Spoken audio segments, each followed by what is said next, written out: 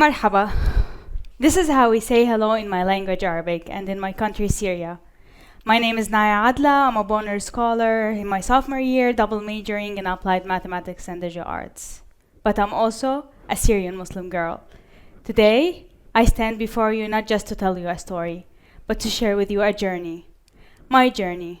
From the war-torn streets of Aleppo to the hall of this esteemed institution. It's a journey not about only geographical change. It's about personal transformation, from survival to empowerment.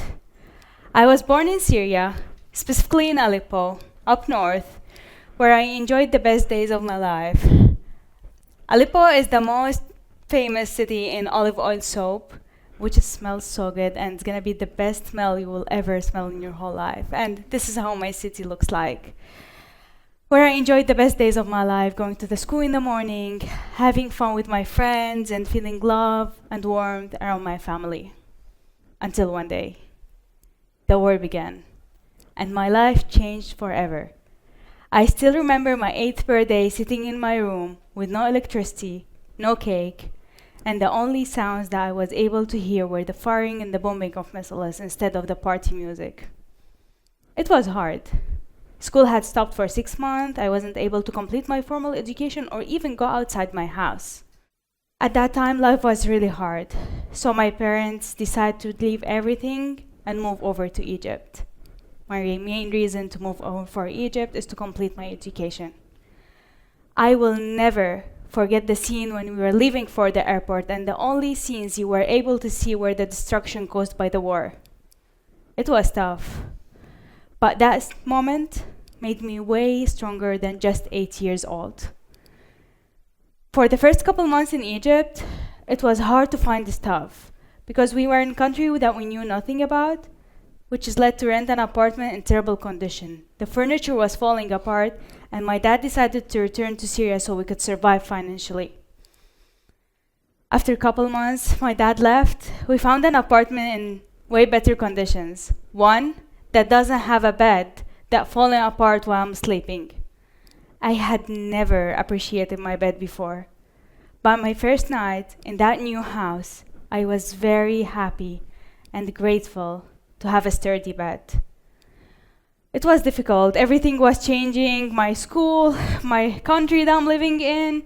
At that time, I had no friends, no relatives, and no dad since I wasn't even able to reach him for a call. There's no service. The feeling of loneliness was killing me. All these transitions were happening and that going on. But with all these transitions, I couldn't even bear looking at the social media. Through the lens of social media, the only thing that I was able to see were my memories, my school, and everything I enjoyed were destroyed by the war. I was a child just thinking, why all of this happening to me? What do they want from me? Why they are destroying everything I enjoy? We moved to Egypt and all of this was going on. We were in Egypt mainly for education, as I mentioned. But it took me a long time to adapt and to understand the education system in there. I was really confused. How can I deal with all this change going at the same time? I decided I'm not going to sit beside anyone in my school. I'm not going to talk to anyone. I'll just go to the school in the morning, do what I have to do that my mom's asking me to do, and get back to my new house. It took me 3 years to start understanding that this new life and this new house aren't new anymore. I'm gonna be here for a while. I really needed to do something to do my life better and make myself survive and make my family proud of me. Because with all of this happening, you need something to make you happy. So I was thinking that I have to do something, but I didn't know what is it. I was just a child thinking I have to do something. But while thinking, the only words came to my mind were my mom's words saying that my best tools to survive in this world is my education and my college degree. The idea came. My new dream is to come to the US, do my undergrad, and pursue higher education. So more doors, more opportunities will be opened for me. I knew a lot of people who came here before me, but this didn't make the process to come here straightforward. Coming here was so complex. First, I had to find colleges and universities in a country that I knew nothing about. It was really hard. But finding that website, which is called Big Future, that helped me do my selections, was okay. I mean, it's not the most easiest thing, but it's okay. Beside that, I had to do ACT, TOEFL, try to go through the process of admissions. Beside all of that, I was doing my last year of high school in Egypt, which was more than 14 exams at the same time. My senior year in high school was a roller coaster. I was filling countless applications, marking yes, I'm a woman. Yes, I'm a Middle Eastern. And the most important yes, I need a scholarship. It was hard. During that, I was facing rejection from more than 17 universities, saying, hello, sorry, you're not accepted. Every time I receive an email saying sorry, it was a nightmare for me. It took me a couple months not knowing what should I do, what's gonna happen in my future. I mean, it's something normal, but it was a little bit stressful. Then, something wonderful happened. I was accepted in Stetson University. I can come, I can pursue my higher education, I can turn my dream true, and I got a scholarship, which is great. But it was only tuition, not living expenses. I was unsure if I can risk financial instability or let my dream go. At that time, I didn't know what to do. What's the right? What's the wrong? Who should I ask? Who knows? No one. It was a big responsibility. But then, a couple months after, I was selected to be a Bonner Scholar, which is a scholarship that gives people to like the money, the financial need they need. It was great. I was so happy. The dream came true. I can do it. Everything is gonna happen. I worked so hard to be in this point. I was so happy. Complications are not over yet. COVID-19 complications delayed my visa. I wasn't able to get a visa appointment. Fall semester started. I have everything ready. I'm still in Egypt. Just sending emails. I'm gonna show up. I'm gonna come. Just wait me. Don't take my scholarship. I'm coming. It was hard that time, just trying to figure out all of this.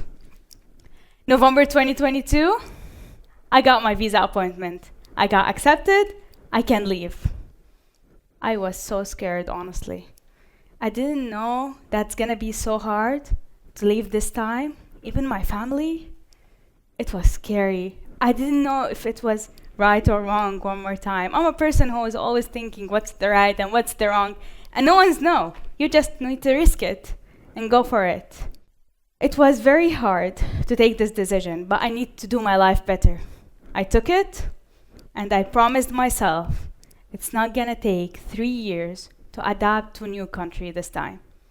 And I did it. It didn't took me 3 years, a little bit shorter. It was tough, but it's okay.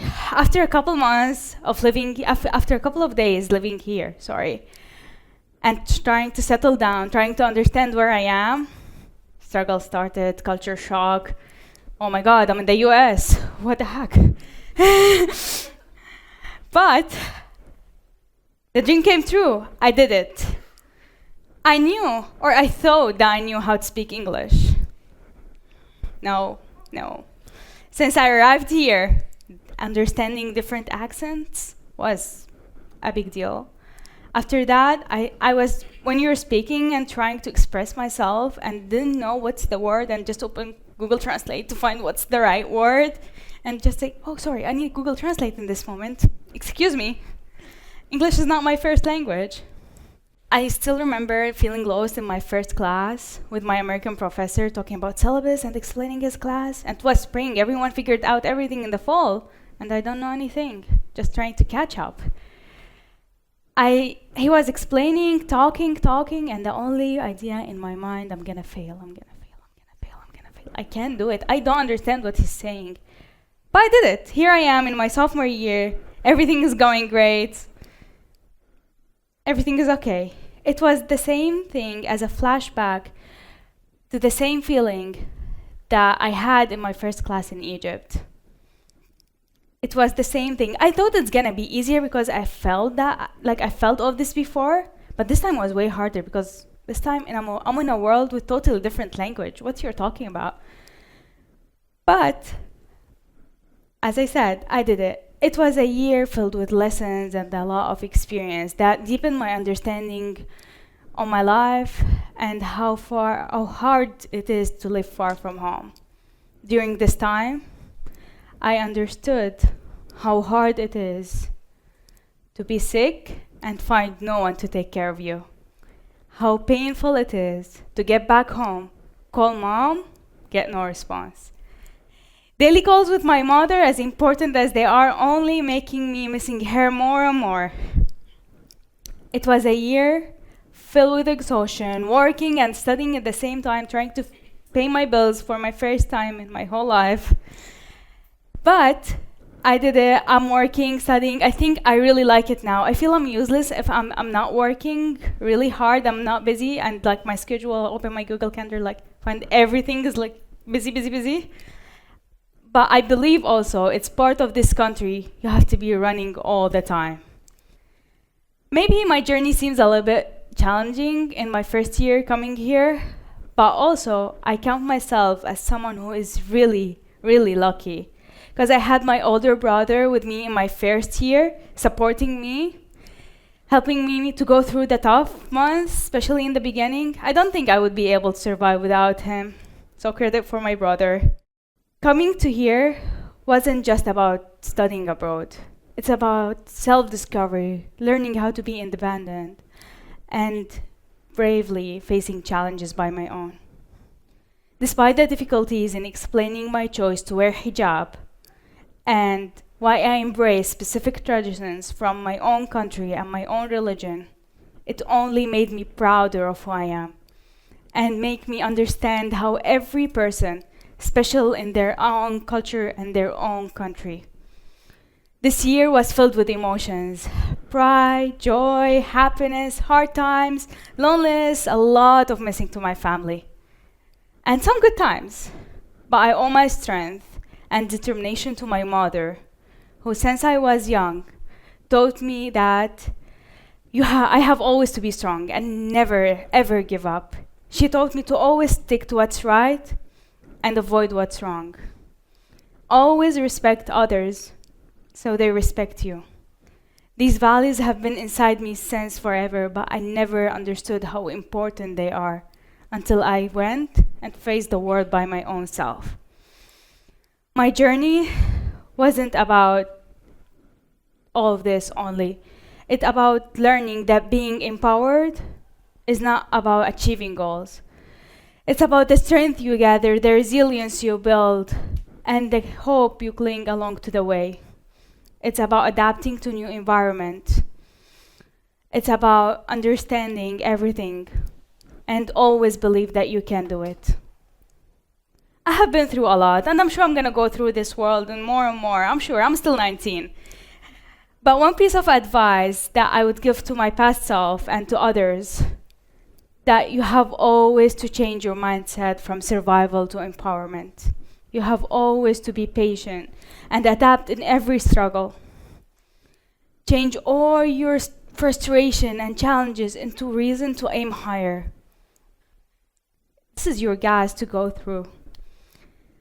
With a survival mindset, you would live one a day at a time, just trying to get by. But it's a vicious cycle with no end. You should break it and change all your struggles into reason to make it and achieve your goal. My journey from Syria, Aleppo, the city of olive oil soap, have been long and full with challenges, but I'm always proud to be part of this small city. Learn about other culture, share my culture, and do everything and achieve my goal with a lot of patience. Thank you for allowing me to share this story, which I count as a journey, not a story to tell, that might mirror a lot of other stories, especially international students, that we are all here to become stronger, more confident, learn a lot about ourselves before anything, and in control of our lives and our lives. Shukran. Thank you so much.